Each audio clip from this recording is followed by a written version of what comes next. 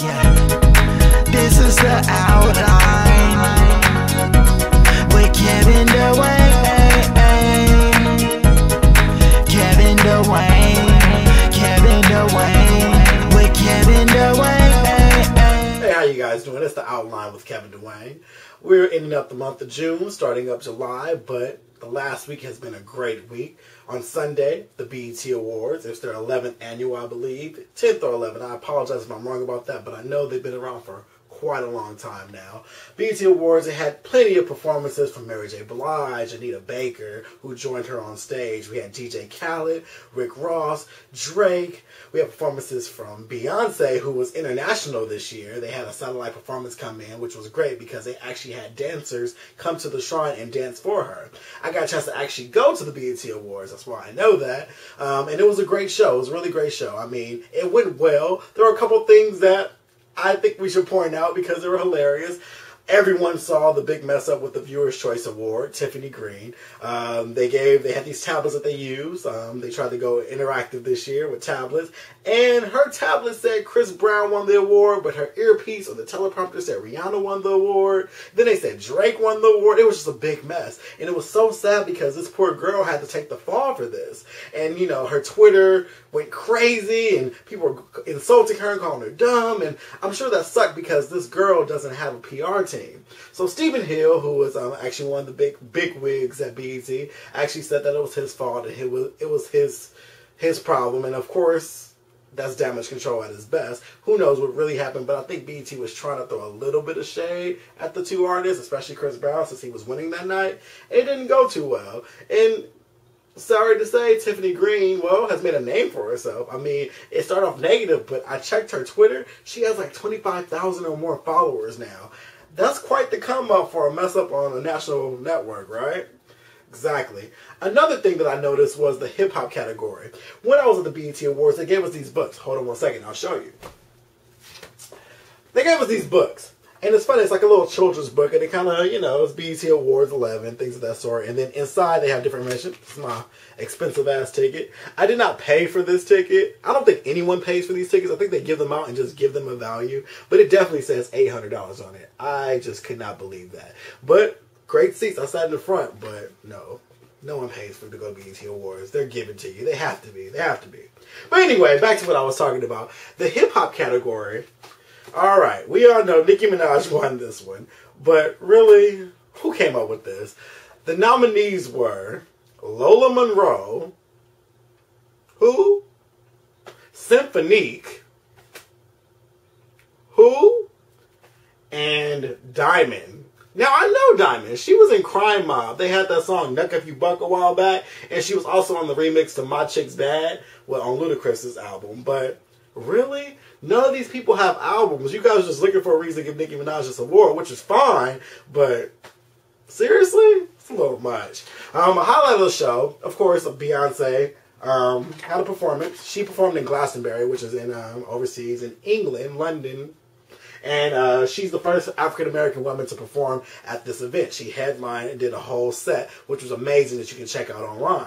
Now, what they did was they played the video at the Charlotte Auditorium, and they filmed it. It was like a telecast on television as well. But at the end, she had dancers at the shrine dancing with her video. It was amazing. It was like, man, how are you shutting it down from overseas? That is amazing. Also, her bandmate from Destiny's Child, Kelly Rowland, performed with Trey Songz.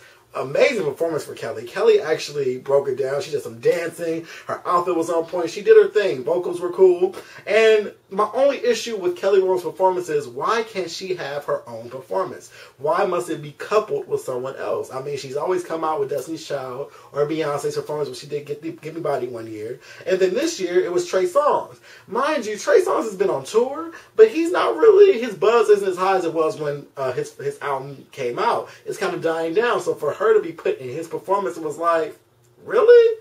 I guess. I mean, we know who Kelly Rowland is, but nonetheless, it was a great performance. I enjoyed it. I enjoyed the BET Awards. I enjoyed the awards for what it was, but the process of getting there wasn't so smooth. I went to the VMAs last year, and that spoiled me because all we did was park, pull up, walk in. BET Awards, they shut down the major streets where you had to take a shuttle all the way up to the Shrine Auditorium. So you had to pay to park, take a shuttle, and then it was just too much. It was too hot for that. So what ended up happening is me and my friend who I went with, we ended up walking a couple miles just to get to the Shrine Auditorium and see this. So we're sweaty and hot, and then they were mixing everybody in. We had to walk through all the crazy people at the red carpet, and it just wasn't organized like it should have been. Not to mention when you got there, they were rushing you to your seats, and it was a lot. So the process of getting there wasn't the most organized, and I would think they would have that together by now, but they didn't. But the show itself was decent. It was very decent.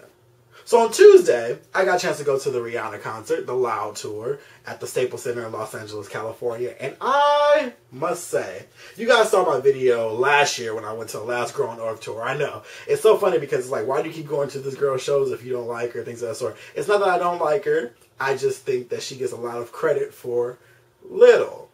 But I will say, this tour this year was great. I thought it was an amazing show. I was impressed the entire time. But let me start with J. Cole. J. Cole came out and he performed. He did his set. He did his popular songs. Popular song. He has Workout and then stuff that he has with Miguel, which is All I Want Is You. And Who Dat, which is on the mixtape. And also Star Is Born with Jay-Z. But he was very energetic, and I think the big things will happen for him. I mean, comparisons to Drake, I see those, but he's a little harder rapper, and he's pretty dope. But Rihanna, her set was amazing. She had this great set. It was all these video screens spinning around, and she had a full band. She had a crew, and she served this time. Her vocals were on point. Her outfits were on point. Her hair, she did a different style. It was red, but she had a little more straight look this time, which I actually love on her. She had confidence that was amazing the entire show. And I would go see it again. If it comes out on DVD, the Los Angeles one, I'll buy it. I will totally buy it. I thought she did a great job. I even did a review on my website. Rihanna has really impressed me because for the longest time, I liked her music. I could understand it. I liked it. It was cool. But now I respect her as an artist. She did a great job at the Staples Center last Tuesday, and I thought that was amazing. So, good job, Miss Fenty, and I support you now. I appreciate that. Also, on Tuesday, it was definitely B-Day. It was the day of 4. Beyonce Knows released her 4th album entitled 4, and it's a great day for stans and haters alike because haters get to go out and put all their irrelevant facts about how she's overrated and how she's not that good and they don't understand why she's so hyped up and things of that sort. And then the stans just get to go in on those people who are just like, what? Because I myself am a stan. I love Beyonce. The thing about it is, the reason why I love her is this. She's talented. She has vocals. And most importantly, who works harder than her? Who works harder than her? No one. This girl is a machine, and she always gives you quality work. And I don't understand why people just want to hate her because she's popular. Most people say, that people say, I don't like Beyonce because, I don't like her stans. Her stans get on my nerves. I don't like Beyonce because she won't go away. Why won't she take a break? Why won't she have some kids? Why won't she do that? Why? But it's funny because I haven't heard an argument that was strong enough to say, why? Well, first of all, why would you tell someone that they should end their career, or why should you say that someone should stop something just because you're tired of them? That's like me telling you to say, oh yeah, stop what you're doing because I'm tired of you. No, you're gonna make your money, aren't you? You're gonna keep going regardless of that. Second, the girl always gives you 100%. Her performances are always flawless, if not close to flawless. They're always perfect. And it's so funny because people go to the point of hating her that they become delusional. Like, oh, she's overrated, she's whack, she always has flat notes, she can't sing, she can't do that. And it's sad because most of these people are fans of people who aren't doing as well. It's like, you can come up with the random people like, oh, Beyonce's whack, blah, blah, but Kelly Rowland's going to slay this season. Okay, I like Kelly. But let's not be delusional here. I'm so tired of this. This is ridiculous. Let's not be delusional. We're talking about worldwide success, and we're not talking about local or domestic and things like that. So we're talking about worldwide. Now, Kelly is great. I wish her the best. She has a #1 right now. I think she'll do well this go-round. But do we really think that she's going to replace Beyonce and be this huge person? Nah, it's not going to happen. And that's not even me throwing shade to her. It's just not going to happen. We have to be realistic here. And I think stans become that way. And I was that way with Rihanna as well. I was kind of like, I was tired of her stans. Like, oh, Rihanna's legend and Rihanna's this, Rihanna's that. I respect Rihanna now, as I just stated about her review. But at the same time, it's like we're talking about overall talent. We're talking about overall drive. We're talking about everything. And what I really think is hilarious, I tweeted yesterday about Beyonce set to debut next week at #1. So out of nowhere, someone tweets me back like, oh, Mary J. Blige has been #1 with no hits, blah, blah, so you need to have a seat. So I'm sitting here like, how did Mary J. Blige end up on my timeline? Like, y'all gotta stop this. Like, seriously, the people on Twitter, I know you guys put up search tabs, and you put in somebody's name so you can throw shade all day, but really, so you search for Beyonce all day just so you can find somebody, say something about her, and then put your favorite in there, like this some kind of weird propaganda. I respect Mary J. Blige. I love Mary J. Blige. I went to her show. It was amazing. Hell, you probably haven't been to any of her shows, but I've been to a couple of her shows, and I love her. But at the same time, they're not even in the same box. Mary J. Blige is somewhere else. Beyonce is somewhere else. Why are we comparing them? This is getting ridiculous at this point.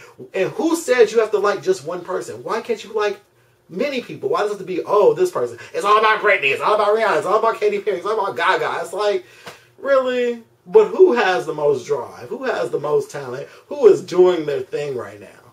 That's Beyonce. Gaga's great. She's popular. She does shock value. She has talent. She can play the piano. But I'm saying, who is giving you the full stage presence and talent and actual effort? That is Beyonce, and that's just the final word of it. I'm so sick of hearing these delusional tweets. And another thing is, stop bringing people who aren't even out right now into the circle. Like, people are just like, oh, Janet and Mariah and Whitney. It's just like, okay, they're all kind of fading out at this moment. I mean, Mariah's having kids. I'm sure she'll have another album coming out because she has to, and that's fine. And I wish her the best. I love Mariah, too. I love Whitney. And Janet's touring with her old stuff, but who's pushing units right now? So stop bringing them into it. And if I hear one more Ashanti comparison, I'm going the hell off. This is ridiculous. Really? Ashanti, she was dope, but she ain't killing nobody's careers. Let's just stop that right now. All right. In other news, after we got all that out the way, I know you guys heard the whole thing about Aaron Carter saying that Michael Jackson gave him or provided him with cocaine and wine. Now, I don't want to spend too much time on this. I'm not saying that it's not true. I'm not saying that it's true. I just think it's kind of disrespectful for this to come out 2 years after King of Pop has died. He's gone. And it's like, now you want to bring this out. Is this a V for attention? Is this what you want? Or are you just trying to clear your chest? I just need to know why this was necessary to bring out now. It just seems a little bit much. But I'm not knocking either side. I can't pick a side. I mean, I have my own thoughts, but I'm not going to put them out there like that. But I just thought it was a little odd, But that's pretty much the week in review this week. That other albums that came out besides Beyonce were Big Sean. That's a great album. I love a couple of tracks on there. Actually, I like a lot of tracks on that album. He is Kanye West's artist. And then also we have Transformers came out in 3D. So go check that out. I hear it's a great summer movie. At least that's what the signs say. And I think that's it for the last week of June. I hope you guys enjoy your July. And I will see you soon on the outline. Make sure you check out my website, KevinDwayne.com. Check me out on Twitter, TheWorldofKevin. And I will see you all soon. Please comment, please subscribe, please retweet, please post on your Facebook. Tell people to watch my videos. I've been doing this for 2 years now, and I love doing it. And I just hope that I can share this with everybody. So I'll see you all soon. Peace.